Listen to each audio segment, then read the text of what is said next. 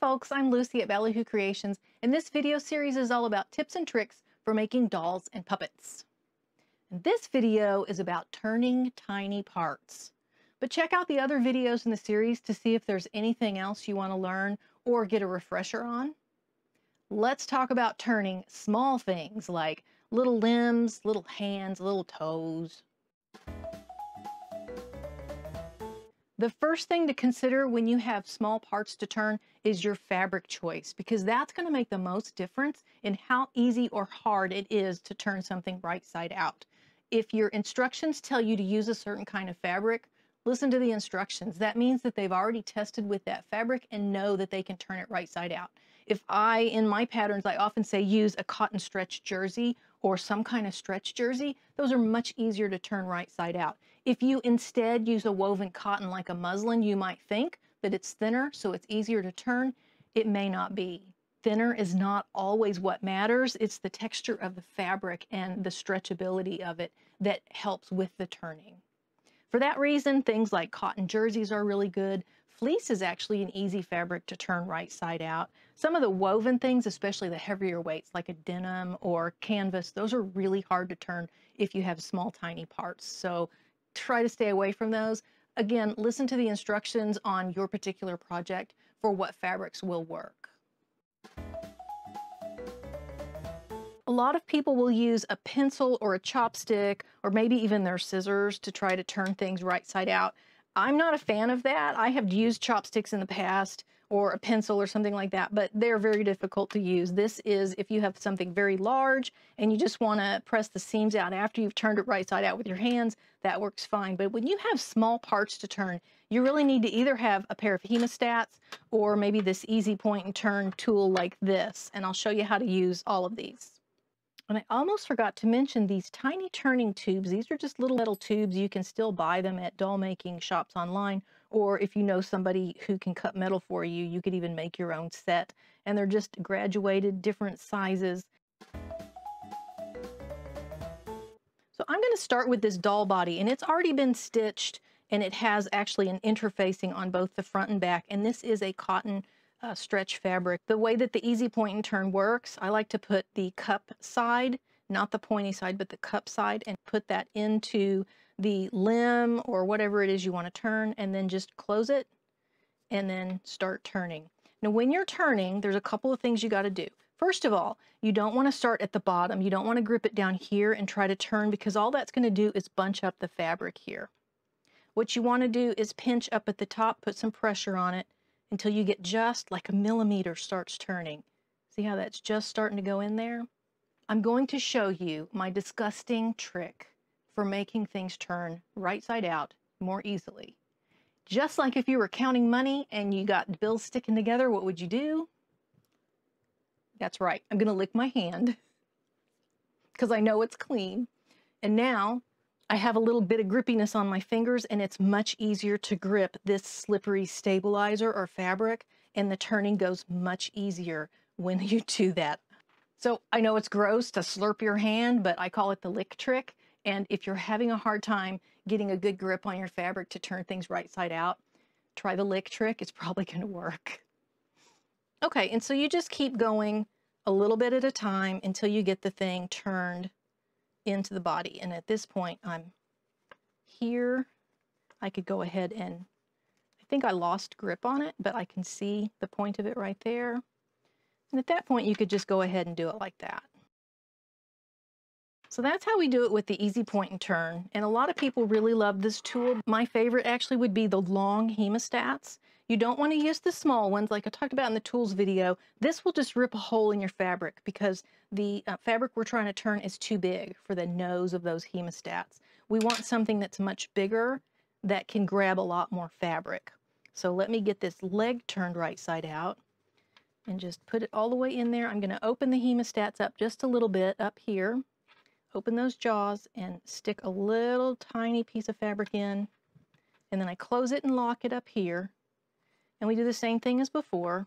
We want to just get the tip started first. And then once we get the very tip of it started, the rest of it will be much easier. And again, I'm probably going to have to lick my hands and, yep, get a much better grip. If you feel the hemostats might start to slip on the fabric up inside there, you can always just get a better grip and make sure you don't get any other fabric in there and pinch that. That'll rip a hole. We don't want that. If you're too far down, you're going to get that bunching again. So always make sure that you're right where the turn is happening. And I'm learning that this fabric is not as cooperative as some of my other cotton jerseys, because it's getting kind of, you see how it's bunched up like that? And that's what's causing a problem. Sometimes you have to actually start over. Sometimes you have to go back to square one and do it again. If I get a little bit more fabric in the jaws, now I have a lot more leverage and I can pull it through much easier. And another thing with the hemostats, you also want to push all of those seams out, and the hemostats make that very easy. So that's another reason this is my favorite tool for turning, and I also love using it for stuffing, so it's a dual purpose tool. Just match the size of the hemostat to the size of your project. Another example of that would be this little foot that has these little toes. I think that, again, this tiny hemostat, it's good for these smaller toes, but not the big one. I actually prefer to use this medium pair that are under $3 at Walmart in the fishing aisle, and it works really good as a general all-purpose pair of hemostats. But you just reach in, and it's the same as before. Just open the jaws a little bit, put it in there with your nail, and then just pull it into the cavity. You don't want to pull it all the way through yet. Just pull the toes in, and these go very fast. This is real time. I'm not speeding up this video. And then the rest of it we can go ahead and do by hand. If it's big enough to get your hand in there, just do it by hand. And we can push those out. Again, just opening the jaws of the hemostat to get the seams opened up. See how easy that is? And for a really small part, that one's already turned. Here's the little tiny hand. This is on the stop motion puppets that I make. And I'm going to use the tiny hemostats for this because the larger ones, they won't even fit in the little finger. They're well, okay, they will, but I can't even hardly open them. So size the hemostats to the size of the project that you're turning.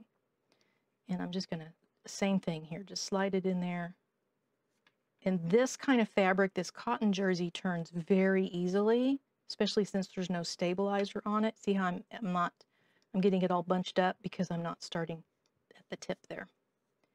Fleece is another one that's super easy. I love turning fleece. It just kind of pops right side out, almost turns for you. Okay, that's kind of rude. Let's get that middle finger down. Boop. And then just kind of reach in and pull those fingers out and do the rest with your hand. And that's how you turn tiny parts. It is really not difficult once you get the hang of it if, and this is a big if you are using the proper tools. The proper tools make all the difference, and they're not even expensive, so there's kind of no excuse to suffer through. I mean, trying to turn this with a chopstick or something, I wouldn't even attempt it. I mean, I would fail. I know I would. But with these tools, they're very easy. So we did the tiny hands, we did the medium-sized feet. This is like doing a puppet hand would be just like this. These are the gnome feet that I make, and then a full-size body if you're doing a small, like an art doll, a stop-motion puppet, something like that, where they have very small limbs and they can be difficult to turn unless you have the right tools and technique.